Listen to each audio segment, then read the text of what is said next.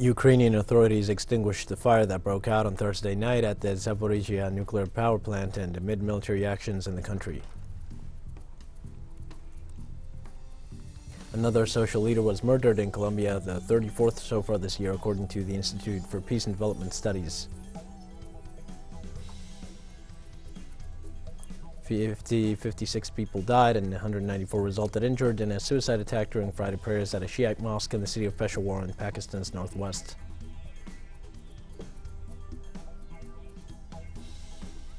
Hi, this is From the South. I'm your news anchor, Leo Martin, from the teleSUR studios in Havana. We begin with the news.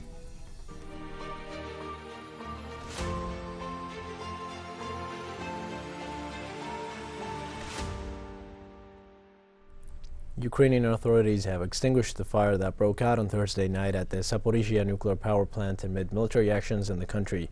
The fire was extinguished at 6:20 local time after affecting the training center of the nuclear power plant in an area of 2,000 square meters.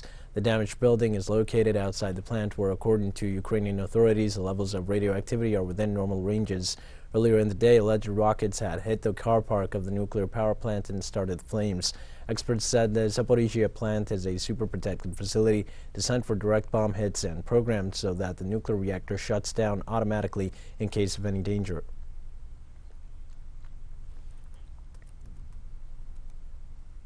The head of the United Nations Atomic Agency confirmed that no radioactive material has been released from a fire at Europe's largest nuclear plant in Zaporizhzhia, a city in southeast Ukraine currently under Russian Defense Forces control. All the safety systems of the 6 reactors at the plant were not affected at all, and that there has been no release of radioactive material. No release of radioactive material. I must indicate that 2 people have been injured.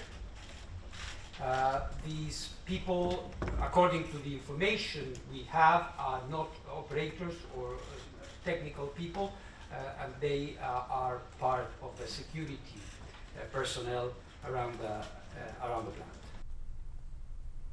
Professor Andrew Stitchberry, head of the Department of Nuclear Physics at Australia's National University, has spoken about the incident, denying that a nuclear disaster 10 times worse than Chernobyl could happen, as the Ukrainian chancellor claimed. This type of reactor is nothing like the Chernobyl reactor that went up in 1986. It's a very different reactor design. It's a pressurized water reactor. The other one was a water-cooled graphite moderated reactor that didn't really have a containment vessel. This reactor, the reactor is inside a very solid concrete containment vessel that's designed to protect it for things like rocket fire, and also to if the core is ruptured, to contain that radioactivity. Russia's defense ministry blamed the attack of Zaporizhzhia nuclear power plant on Ukrainian saboteurs, calling it a monstrous provocation.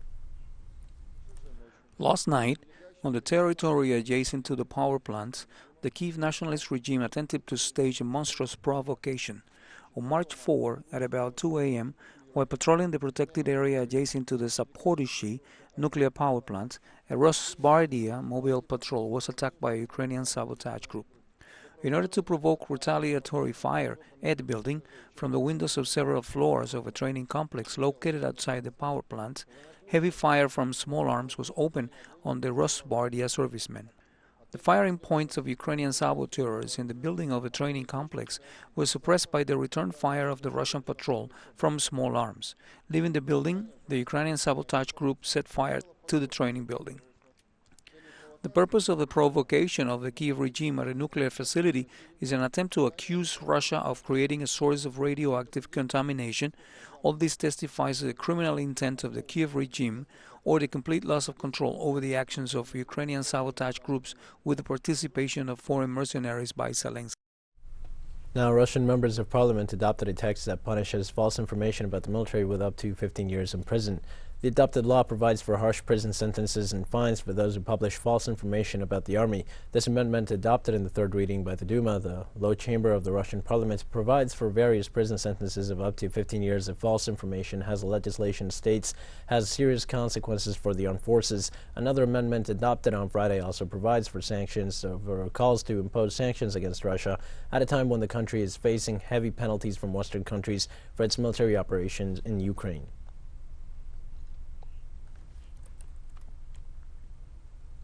United States Republican Senator Lindsey Graham made a public call for the murder of Russian President Vladimir Putin. The lawmaker first made declarations in Fox News encouraging the assassination of the Russian head of state, then shared on his Twitter account some statements reaffirming what he'd said on television. The senator referred to historical names like Brutus, who was among Caesar's killers, and Colonel Stauffenberg, author of the thwarted attempt to kill Hitler. After this, he expressed, quote-unquote, the only way for this to end is for someone in Russia to take out this guy, speaking about Putin.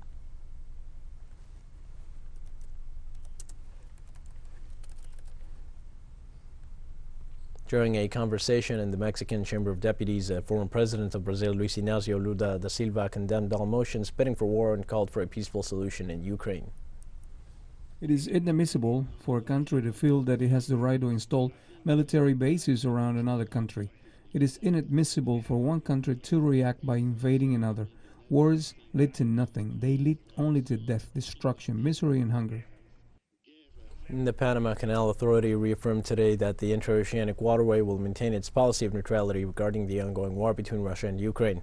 The Panama Canal Authority expressed in a release its opposition to imposing any kind of sanctions and a transit ban on Russian vessels, a demand by Ukrainian citizens living in the Central American nation. The Panama Canal is closely following the current situation in Ukraine, but, quote-unquote, it is a permanently neutral international transit waterway, the text says. The purpose of this neutrality is that, as quoted, both in times of peace and in times of war, the canal remains safe and open for the peaceful transit of ships in terms of complete equality, according to the entity in charge of the administration of the passage that connects the Pacific Ocean with the Caribbean Sea.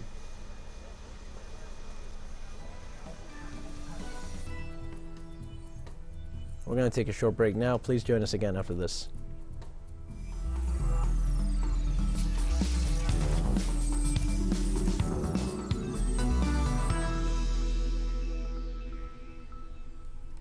Welcome back to From the South. The Institute of Studies for Development and Peace of Colombia recorded the assassination of the social leader José Mauricio Sepúlveda Lozano in the municipality of Convención in the department of Norte de Santander. Sepúlveda was a well-known political activist in his municipality, a member of the Democratic Senate Party, and led different campaigns for elections to Congress, including that of Paloma Valencia. The 27-year-old leader denounced acts of corruption and irregularities in the same municipality. He was murdered by armed men at the entrance of the Agricultural Institute of the city. Local media reported the leader previously received threats against his life, and until his death, he had no protection. According to Indepaz, there are several illegal armed groups present in the area, such as the National Liberation Army, the Popular Liberation Army, and former combatants of the Revolutionary Armed Forces of Colombia. Sepúlveda became the 34th social leader assassinated so far in 2022.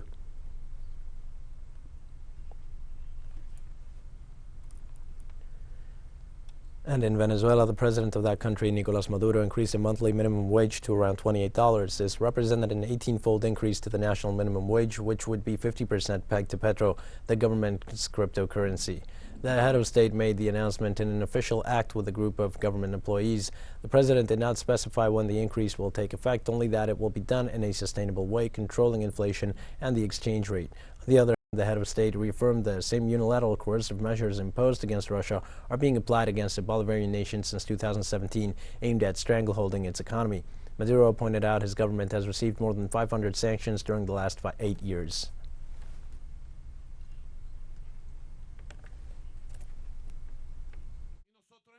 We have been working on a plan that I submit to you for discussion in order to move towards a necessary strong and sustainable recovery of the minimum wage of all wage tables and contracts of all workers in Venezuela. The Venezuelan president, Nicolás Maduro, reaffirmed that production of the country's natural resources will help strengthen the economy and the social rights of all Venezuelans. To produce iron, steel, briquettes, aluminum, cement, petrochemicals, oil, gasoline, gas, a diverse industrial production, pay taxes, and turn this money into wages, income, social rights, health, education, housing, and food. The United States Embassy in Havana will begin at an unspecified date the limited resumption of visa services as part of a gradual expansion of its functions on the island. The information was confirmed on Thursday by the head of Charge d'Affaires of the United States in Cuba, Timothy Zuniga Brown. In a meeting with the press, the diplomat said that the consular section will continue to offer essential services to U.S. citizens and will process emergency visas for non-immigrants. Since September 2017, the U.S. diplomatic delegation has reduced its embassy staff to a minimum under the pretext of alleged sonic attacks.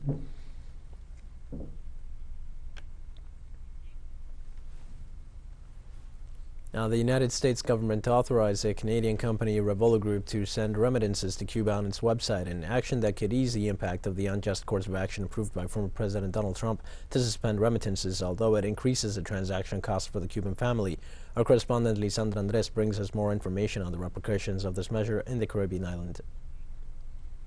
Thursday, a Canadian company was authorized to send remittances to Cuba, although at a much higher cost for the Cubans who transfer money for the United States to their relatives on the island.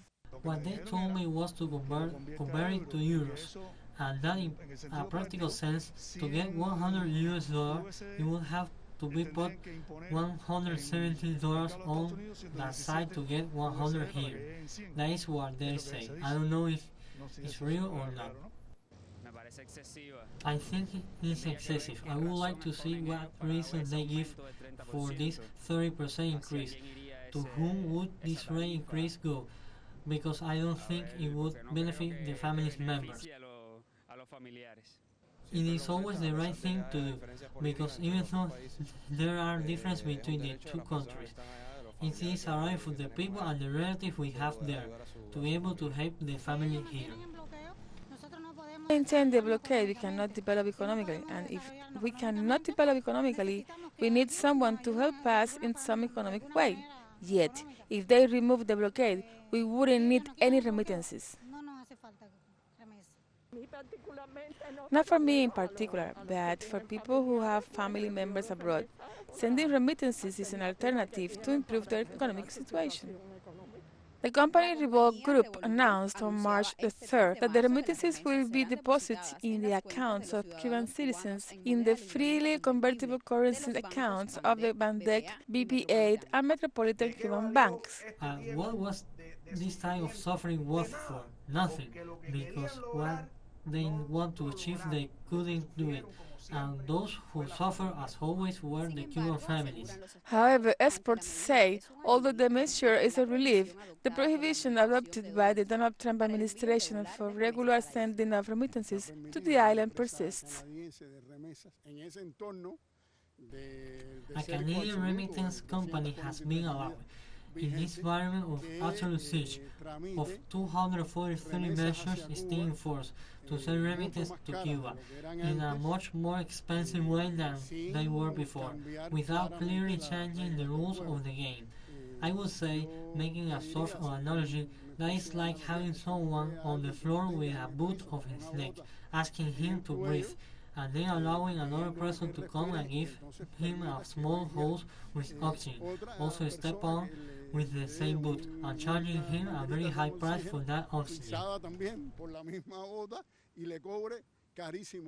In October 2020, the Donald Trump administration terminated Western Union's relationship with Cuban financial institutions in charge of the processing of remittances, which caused Cuban families to have to resort to irregular ways to send their money during the COVID-19 pandemic, and made this process up to 6 times more expensive.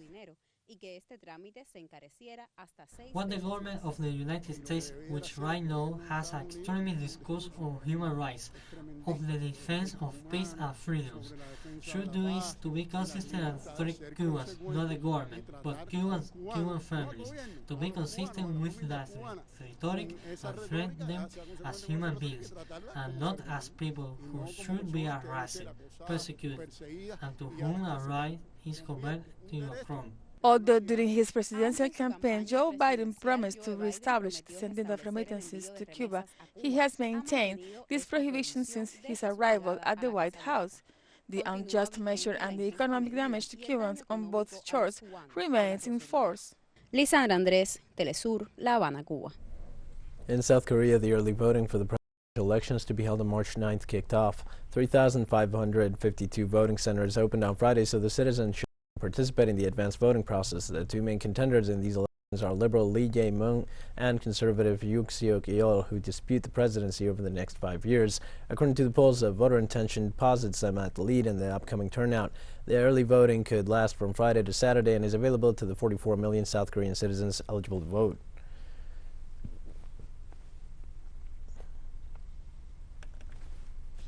To cast my ballot because election is the most important event in a democracy. I want a president who will fight climate change and contribute to world peace. We have more news coming up after a final short break. Please stay with us.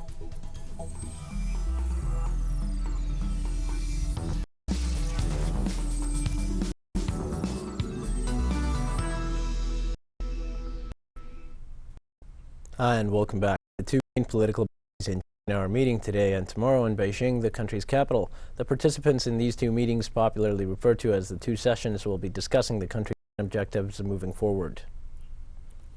1,000 delegates, including political advisors and legislators, are converging these days in Beijing for the much anticipated two-day annual meetings of the Chinese People's Political Consultative Conference and the National People's Assembly. These are the two of the most important events on the country's political calendar. Main issues on the table are economic growth, defense, international politics, and ecology.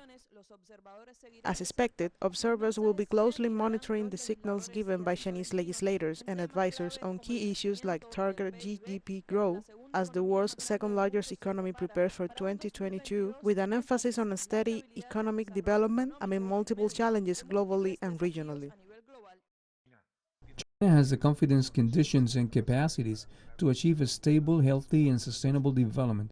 China will continue to take sound steps to expand high-level openness and will work to build an open global economy. Other than increasing GDP, China's defense budget for 2022 is also a priority. Analysts believe China is very likely to increase military spending by 7% at a time of positive economic growth, although amid serious security threats. At the meetings, which are held at Beijing's Grand People's Palace, legislators and political advisors will also discuss ways to strengthen China's leadership in technology and innovation, consolidate green development, openness of the economy, boost rural revitalization, and combat the new coronavirus, as China's zero-COVID policy enters its third year. Foreign Minister Wang Yi is also expected to outline China's diplomacy on issues such as the crisis in Ukraine, relations with the United States, and the islands of Taiwan. Both the Chinese people and the international community closely follow what is happening at these two sessions, because every year they send clear messages as to which direction the society and the economy will go. But this year, these are especially important issues for the threshold of the 20th Congress of the Chinese Communist Party, to be held late this year, which will define the political guidelines for the next 5 years. And in Pakistan, medical sources report that at least 56 people died and 194 resulted injured in a suicide attack during Friday prayers at a Shiite mosque in the city of Peshawar in the country's southwest. Witnesses say the blast, which occurred in the Kocha-Risaldar area of Peshawar, around 190 kilometers west of the capital, Islamabad, happened moments before Friday prayers. A man said he had seen a guy firing at two policemen before entering the mosque. Seconds later, the explosion was heard. The explosion blew out of the windows of nearby buildings. This happens on the first day of a cricket test match in Rawalpindi between Pakistan and Australia, an event that has not toured the country in nearly a quarter of a century because of security concerns.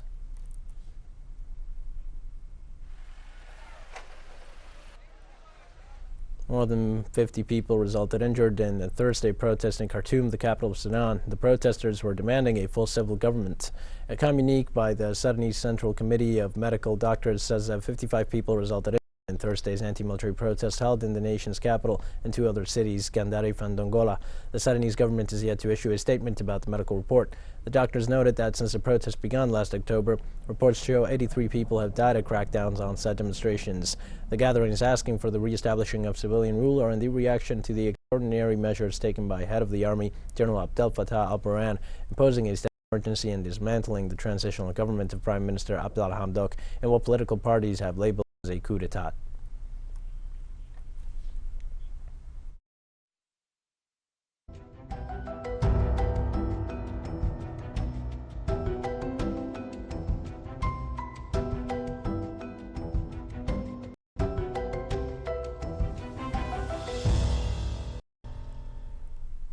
A heavy sandstorm hit Kuwait on Friday, giving everything, including the Kuwait Tower's landmark, a beige tinge. The blinding sandstorm reduced visibility on the streets of Kuwait City. Shops were closed and residents stayed indoors. Policemen were seen on the streets securing roads during the storm. Meteorologists say winds traveling at a speed of 60 kilometers per hour caused the storm.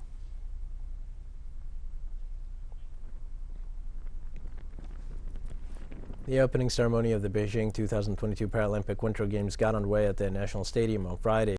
The Winter Paralympics were opened by Chinese President Xi Jinping after a storm of controversy over the exclusion of Russian and Belarusian athletes who have been banned by the International Olympic Committee, reversing their original decision just a day before the Games were set to begin due to Moscow's military operation in Ukraine. The opening ceremony was divided into 12 segments, including the parade of athletes and the lighting of the Paralympic cauldron. Around 700 world-class athletes will participate in this year's events, which run through March 13th.